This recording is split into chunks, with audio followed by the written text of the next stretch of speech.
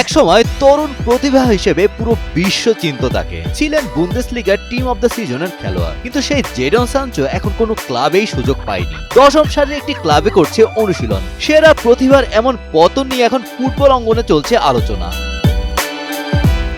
Manchester ইউনাইটেডের সঙ্গে চুক্তি শেষ হওয়ার পর বর্তমানে সম্পূর্ণ ক্লাবহীন 26 বছর বয়সী ইংলিশ উইঙ্গার জেডন সানচো নতুন ক্লাবের খোঁজে থাকার এই সময় নিজের ফিটনেস ধরে রাখতে তিনি ইংল্যান্ডের 10ম স্তরে অপেশাদার ক্লাব ফ্লিক্সটন এফসির মাঠে ব্যক্তিগতভাবে অনুশীলন করছেন।